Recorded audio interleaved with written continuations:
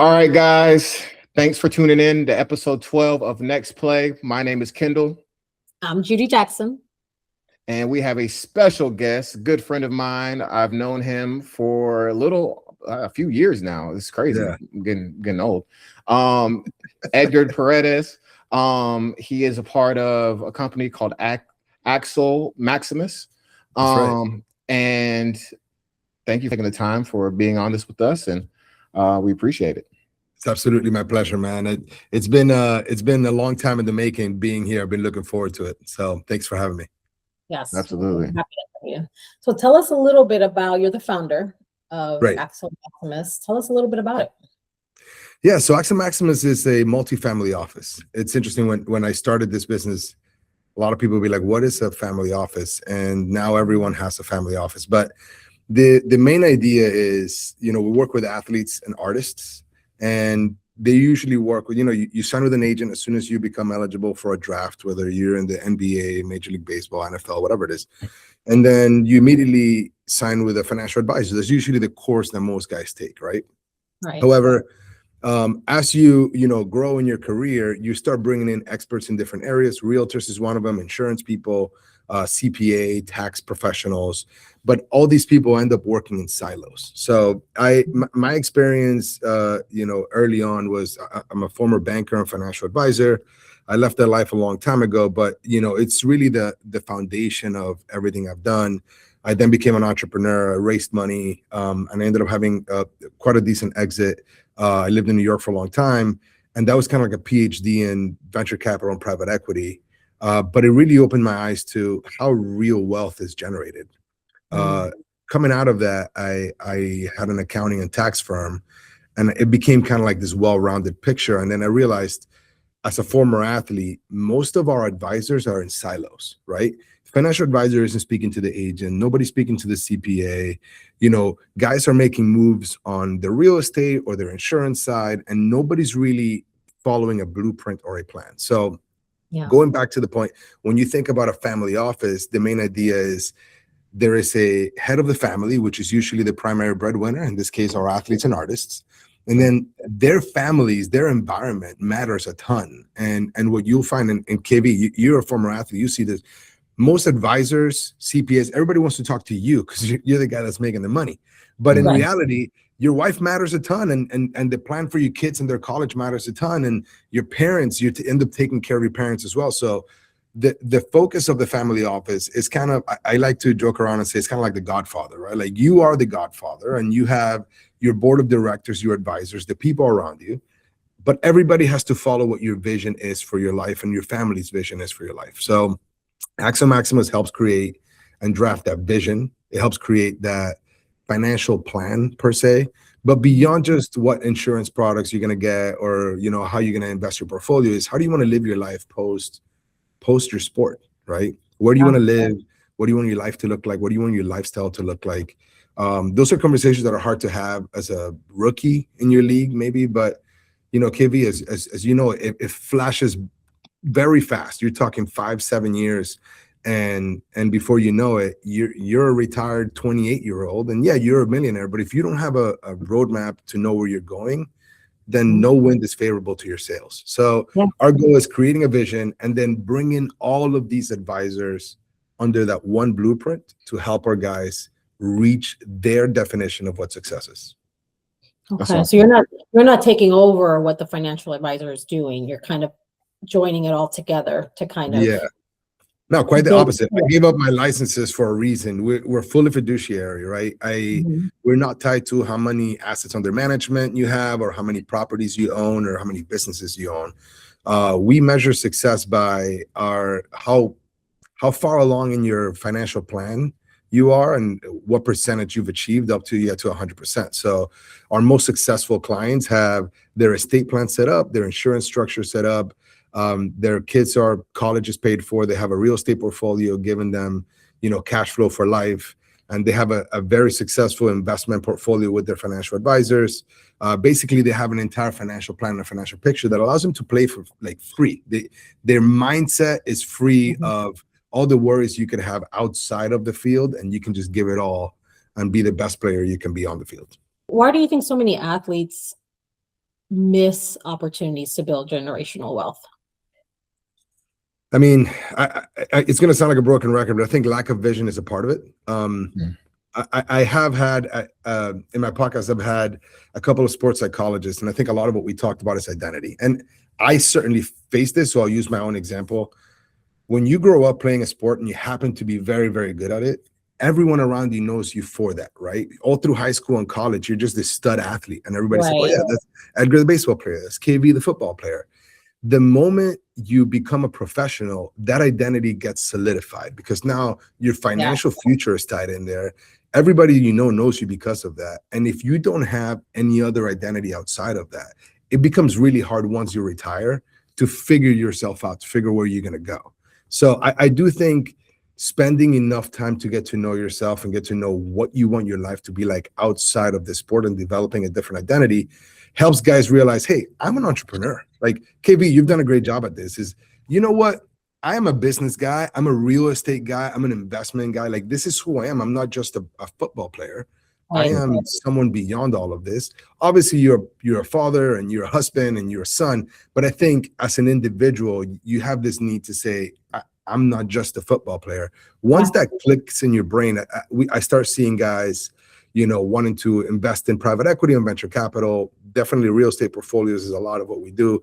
It's a lot of how we built our friendship, guys. And then beyond that, really learning, like continuously looking to learn different ways of becoming and evolving as a human being. Let's be honest, though, you know, we were all 21, 22. Like, it's hard to tell someone in their first contract, like, hey, what do you want your future? It's like, dude, I'm just starting my career. Yeah, I'm not looking that far out. No. Yeah, but I would say, sadly, it just your career is 7 years. So your first contract is 4 years. You signed a second contract. You know, very few guys get past that. It comes and goes. I like to tell our guys, like, look, imagine you signed the contract and you won the lottery, right? But when you really look into the stats, most lottery winners go broke, and most athletes go broke. So, like, how do we avoid that path? And Judy, to answer your question, vision is step one. I think figuring out what you want out of life. And then secondly, being as disciplined with your money and your finances as you are as a professional athlete. So I don't know any professional athlete that's gotten where they got there without discipline, without structure, without coaching, without a team around them, helping them get to where they are. And the better ones exercise this better than anybody else. Finance is no different. You need a team around you of people that are going to help you get to that point. But the key there is, what path are they following? If you're not setting that foundation, your financial advisor is going to determine what your portfolio does, and your real estate advisor is going to tell you where to buy. And all of these things are kind of in silos, and nothing is connected to where you want to go. I was actually going to ask you about, how are you telling some of these athletes that are so focused on football? Because we just had Rico on, and we talked about you only have so many years to squeeze as much out of that orange as you can before it's over. How do you tell some of these athletes that are focusing on that? Because, okay, cool. Yeah, we want you to focus on playing. I hope you play 10, 15 years. Cool, great. Right. But what happens if you blow your knee out in year 3? Correct. And then you come back the next year and you're not the same player? Then what?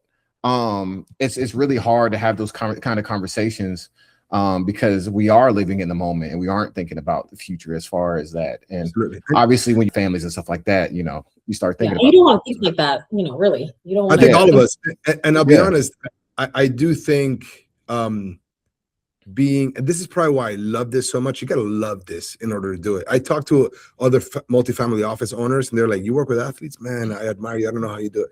But the truth is, as a former athlete, I know we're very visual dudes, right? We like to, and women, right? So, like, because I work with female athletes as well. I think we're very visual. We're used to watching tape and watching ourselves fail and succeed, and what worked and what didn't. You know, we're used to seeing reports and different things. So, taking that approach into finances is one of the ways we do that. And when you look into that way, is I cannot forecast your second contract until it's at the table. So. When we do a lot of what I call the intersection between accounting and finance. And what that is I think once this clicks into people's brains, it really shifts their mentality. So accounting, and taxes go along that is a view of the past, right? So if you look at when you file your tax returns now in April just passed, it's for 2025. It's not for 2026. It's what already happened. When you look at your profit and loss and balance sheets in your business, it's what happened last month, not what's going to happen. So accounting and taxes are backward looking. Finance is completely forward looking, and that's everything to do with budgets, forecasting, and really envisioning what the future is going to look like. When you live in the center in between both of those, what happens is I got to look at your rookie contract, and I'm like, okay, you're a first round pick, you got 4 years with a 5th year option. That option may or may not be picked up, right? So we can only count on 4 years, and these are the dollar amounts that you have. I cannot assume, even if I wanted to, a dollar amount moving forward. So while you should be playing for that second contract, or while you should be aiming for it, in planning, we can't make numbers up. So we have to go by what's here. And when you make a plan for what exists, then you realize it's not that much. Let's say if you're late first round, you're talking $12-15 million. After taxes, that's 8-9, depending on what state you're in. And you're gonna pay agent fees, you're gonna buy your mom a house, before you know it, you only have $6-7 million over 4 years, right? So it's not this massive amount of money that you imagine coming out of college. Yeah. However, it is enough money to set yourself up for life. Mm-hmm. That's how I have that conversation. Is it pleasant? Not always, right? Sometimes it can be difficult, but it's real. And the best part about it is that it creates trust, and it creates a level of like, okay, this is somebody that's looking out for my best interest, regardless of what I do with my money. And then that allows us to open up the conversation as to, well, look, some guys want to be billionaires. And I'm like, that takes an enormous amount of discipline over quite a long period of time in order to get there, but it is possible for you. But some other guys are like, I just want a ranch. I want horses. I want cattle. I want to live with my children and just hang out. I don't want the limelight. Depending on what that vision is, we create that blueprint. And that's really the beginning of success when it comes to wealth generation. Yes. And it seems like not only do you help them do that, it seems like you're a relationship builder as well, as far as bringing so many people in different professions into it. As far like we have one athlete, obviously, like you said, the breadwinner, he's the person that kind of shifts and moves the needle. But then you have the financial advisor, you have, like you said, the realtors, you have the CP, like you have everything involved for this one person, so we can have a group of people that actually care about him and trust. And that's the big thing as far as like athletes and stuff like that, is like we see so many instances where there's a falling out, whether it's an agent and a player falling out, financial advisor, whatever it is. And to have a group of people that we trust, it goes such a long way. You have no idea. Guys get burned from trusting somebody. Trusting somebody that they thought that had their best interest in mind, and you look at their bank account and they got millions missing because that athlete hasn't looked at their bank account at all. It's just like, okay, that trust. Yeah, absolutely. Actually, we have a pretty aggressive mindset when it comes to this. And as I said, I'm a former banker. And a lot of people don't know this, but in banking and in securities, financial advisors, there are so many rules and regulations, right? So my foundation as a person professionally was in that world. And you'll notice that bankers aren't allowed to make transactions on behalf of their clients without their approval. So one of the things that we do as a firm is nobody's touching your money unless you click approve. No payroll, no bill payment. We do all of it, but what we do is we schedule it, we set it up, and we'll give you all the stuff, and then you got to press send, right? You're the one that has to control it. I highly encourage all athletes always, and again, you're playing, you're busy, I get it, but if you have time to scroll on Instagram, you have time to scroll a little bit and press send and approve. I always say that. I know, I get it. I don't want to sound like a boomer. That too. Like if you're on there, but it's the truth, you right? have time to look at this. And it really, once you get used to it, it really takes 5 minutes. It actually empowers you to get control. That's one. Two, accountability. So what our entire accounting department is an accountability metric, is watching tape on Mondays for football players. Is the same exact thing. Is if you have a blueprint, a game plan on your finances, then every single month you should be able to look at a report that tells you whether or not you're on track. And what happens is that report, when you come out of the idea that you're not good at numbers and you're not good at finance, and you actually just allow yourself to learn it, you realize all it is money in, money out, and whatever is left. That's really the core of it.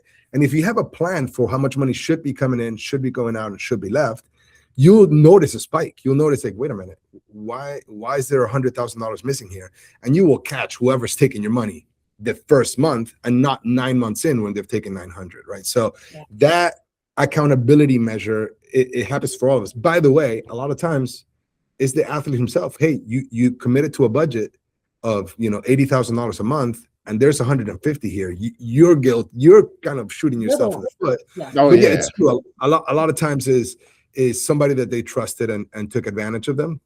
And I would say the last measure that we help athletes with, that I think is the key thing, is if you have a group of people you take care of, right?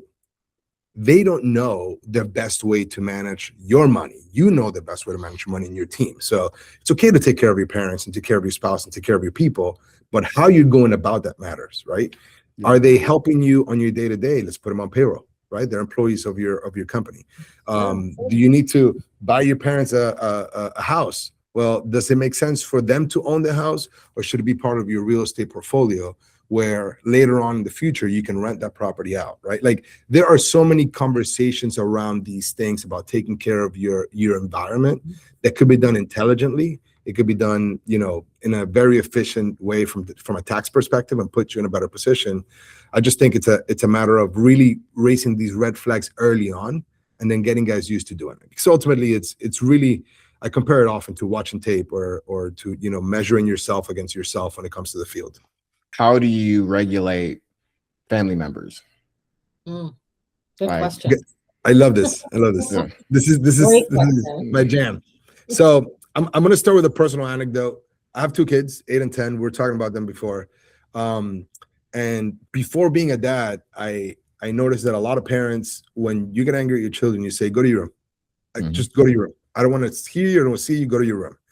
And I was trying to find a different way to do it. And one of the things that I do is I force them to sit next to me. And while that might be a little bit, you want to kill them at first. What I realized is that allows your kids to feel close to you when they've messed up, or when they're coming out of their guardrails.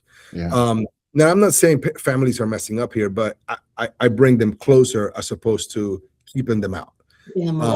So if I have an athlete and I've been able to have conversations, and that athlete has a clear plan of where they want to go, that means we have a budget and we know how much money is coming in, coming out, how much is being saved, how much is being invested, what's going into real estate.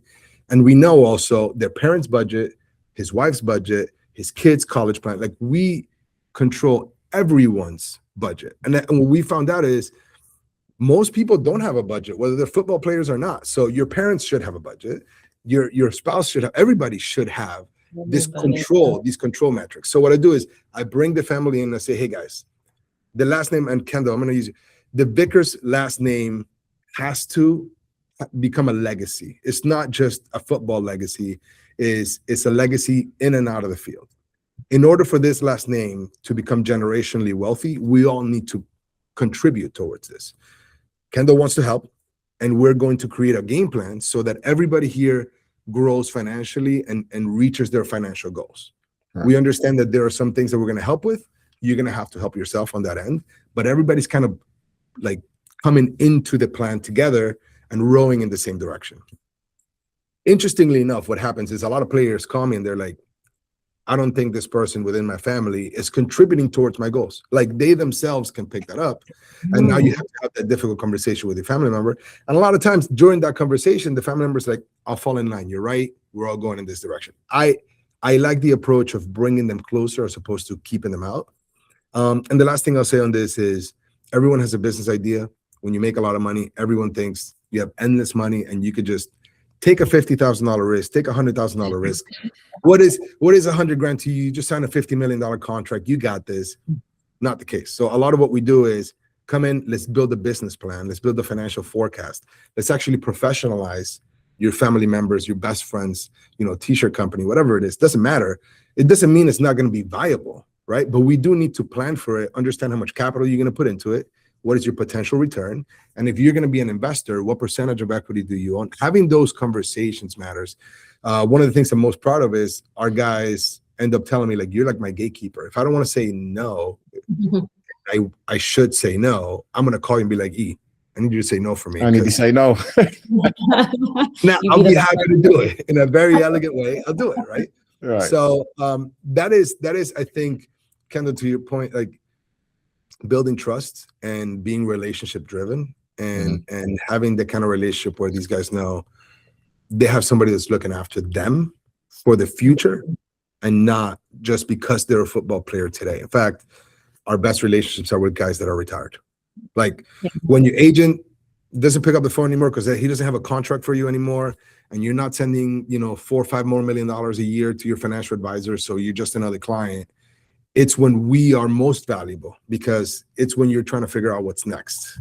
Yeah, and they feel like they're in control as well. Yeah. So it's empowering. Yeah, no, for sure. But it's also up to the athlete as well to surround themselves with people that are very like-minded. Luckily for me, growing up, I had a group of friends that we all had the same goal. Like we had all had the same goal, go to the NFL and doing that stuff. And obviously not all of us were going to go. Me and my best friend ended up going, which is amazing. He played 7 years in the NFL. I played 7 years in the NFL. And we have that success story, but not everybody has that. You always have those people in your corner that either are going to help you or hinder you. Yes. And it's up to the athlete at the end of the day, because we're our own business, to be like, hey, like, I love you, but we can't do this with you. I gotta go on my path. So right. I'm quoting a good friend of mine in the business, but he says the hardest thing to be as a teenager is yourself. The hardest thing to figure out is what you think, right?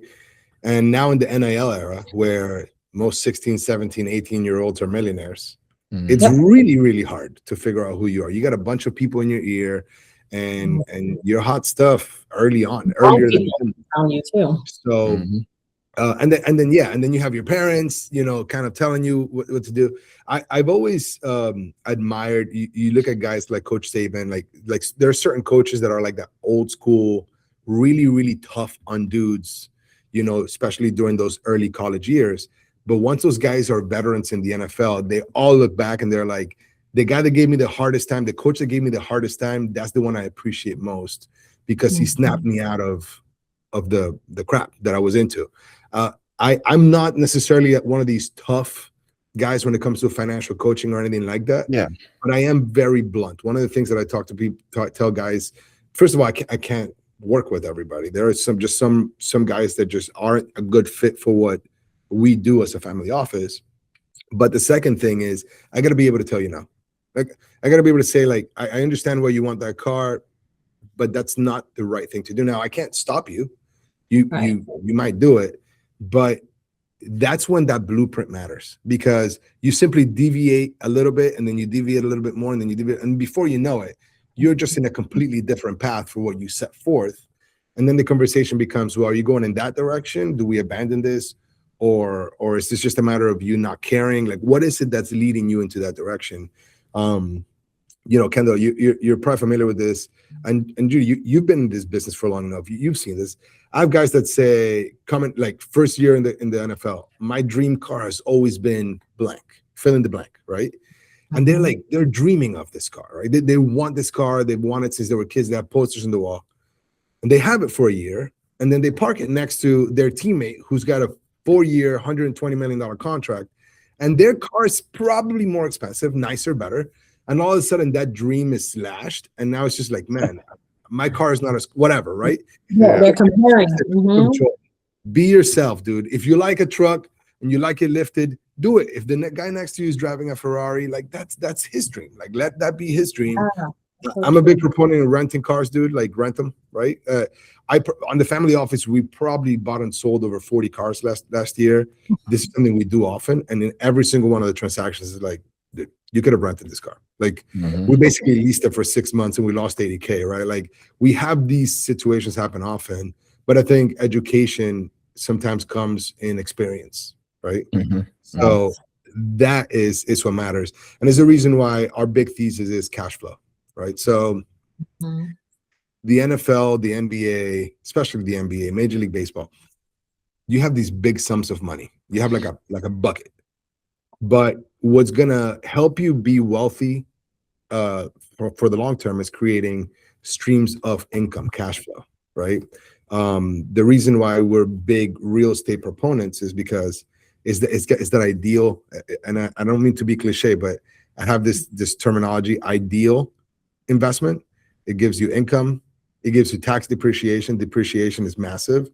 It gives you equity, it gives you appreciation, the value of the property can go up, and you can leverage against it and borrow against it to continue to grow your portfolio. So it's an ideal investment, right? I love that.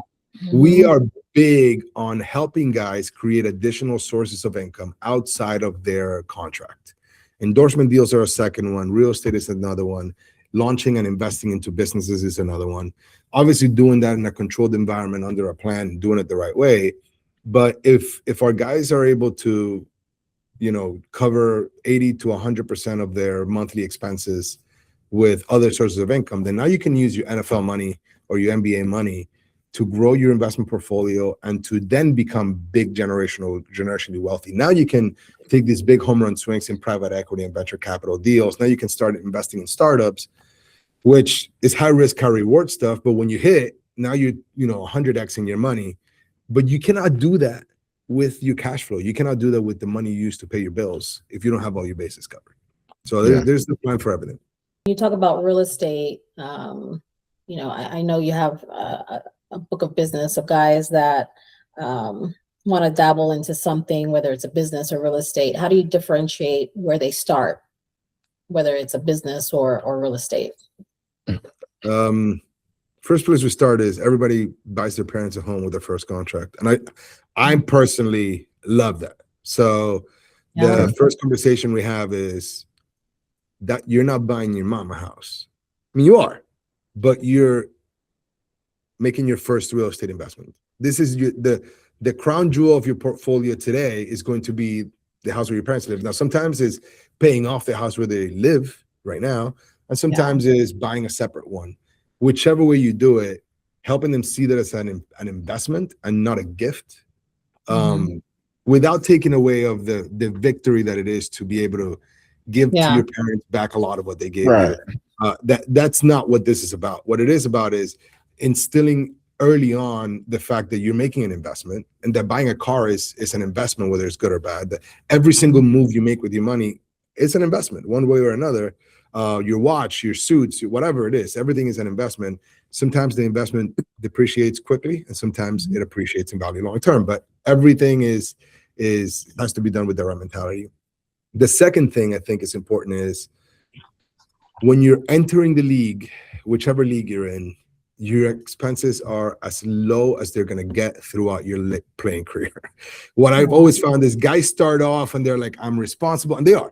I'm responsible. I don't need to, I have enough money. I just want to live conservatively. But then you get married, then you have kids, other things pop up. You sign a second contract, you buy and you dabble. Sometimes the toys, the jet skis, the boat, this, that, the other. You don't realize it's not just the upfront expense, but the maintenance that they carry. And before you know it, you're spending 120 grand a month, right? Which is feasible while you're making, $4 or $5 million a year. But it's not when that income drops completely. That's why I am big on, as you grow your expenses, you grow your investments and your cash flow towards those, right? So if you're initially spending 10 grand a month, dude, try to find 2 or 3 properties, 4 properties, buy a small building and make 10 grand in passive income. We're going to depreciate it. It's going to help you with your taxes. And beyond that, your bills are covered. You're not using any of your money, right? We know the famous story of Grok lives off his endorsements. Like, try to do a lot more of that as you grow your money and before you go crazy spending, because it's going to happen at some point inevitably that your expenses get out of control. Do you ever get pushback from any advice? Yeah, he used to that. All the time. Yeah, I mean, as I said, not everybody's cut out for being wealthy. That's the one thing, right? Like, you're going to be rich if you're a professional athlete. Not every professional athlete becomes wealthy. it's a maturity thing, I think, and it's okay not to be old enough to be mature enough to make these decisions. That's okay. But I will say the earlier that clicks in your mind, the more humble you are about, kind of what you're supposed to do. I think that the easier it is to get there. And the one thing that I always tell people is, if you have an unbelievable career, let's talk about the NFL here. If you have an unbelievable NFL career and you played 10 years, that's an unbelievable Hall of Fame career, likely. Yeah. You're 30, dude. You're 30 years old. Like you have your entire life ahead of you. Like, yeah. So you will have, if you make the right moves, look, trust me, having a Lamborghini at 25 is cool, but having a Lamborghini at 35 is cooler, right? Like, I'm 40, I'm in my prime. So like, one of the things as dudes and as an athletes that I think we fail to realize is our prime years aren't necessarily in our 20s. KB, you're a testament to this, right? Like, you're just getting started. So giving people, I love Gary Vee, for example, for this. He's like, how old are you? 30? You're young. You still got your whole life ahead of you. I think understanding that part is a key part of this whole thing. No, that's tough. Yeah, because I turned 31 this year, and I was like, the time flies, but like, I was like, you have so much time after that to grow and to keep growing. And obviously, as my kids grow, I'm gonna be able to grow with them as well. And it's so much time. Right. Yeah. I mean, we were looking at the portfolio in Tennessee the other day, and we spoke to Uncle Larry. How old is Uncle Larry? Uncle Larry is in his late 60s. Dude, right? Yeah. That's 30 some odd years away from you. And that dude is young. He's doing business. He's building homes. He's trading property. Like, he's hustling. Like, and that's another Kendall on top, right? Yeah. Another 30 years. So when that clicks in your mind, you're just like, yeah, I can't just have money until I retire from the NFL. I got to have money until my children's children retire. When that clicks, game over. Closing question for you. So if a young athlete is watching us today, our YouTube, which they will, what's the one thing they need to understand about money, business, and life after the game? I would say you can be the reason why your last name is wealthy for generations. And I know it's a big responsibility. I know that sometimes thinking about that is heavy, and it's not something that, you maybe want to think about all the time. But I do think that as appreciation for your parents and beyond your parents yourself, the two-a-days, the sweat, blood, and tears you've put into putting yourself in this position, the least you could do is set yourself up so that you're generationally wealthy beyond measure. And you can do it. It starts with something as simple as having a budget and sticking to it. It starts something as simple as having a conversation with a guy like Kendall, who's a veteran, right? Who's a peer, who's been there, and understanding and learning and constantly wanting to grow. It doesn't take a lot to get on the right path. And then being as disciplined as you are on the field and to become the best player you can be with your money. If you can do those small little things, it is definitely possible. Don't ever think it's impossible to be a LeBron or a Steph Curry or these guys that have tens and hundreds of millions of dollars on and off the field. You could do it too. No matter how old you are, no matter what sport you play, it is possible. Just set your mind to it. You can get it done. Amen. Well said. Well said. I feel like this was too short. We got to do it more often. I got to have you guys in my podcast as well. Yes. Now we're waiting for the invite. Yeah. This is it right here. But I will say thank you guys for having me. I appreciate it. I think what you guys are doing is amazing. And, I love you guys as partners on our real estate side and everything else, honestly. Like, we're just so aligned in what we do. I want to say thank you guys for what you're doing, because a lot more guys need to hear about what's possible. And I know that you guys are making that happen. So I appreciate you guys for that. Thank you. Absolutely. Thank you. Appreciate you. All right, guys. God bless. Yes, sir. Thank you, man. Thanks, guys, for watching episode 12 of Next Play. Really appreciate Edgar for coming on, talking to us. Looking forward to working with you as well outside of this whole podcast area. Again, if you need anything from us, please reach out. And again, we'll definitely have to get on your podcast sooner or later too. So absolutely. Let's get it done. Absolutely. Hit like, subscribe, and share. I appreciate you guys. See you next time. Appreciate it.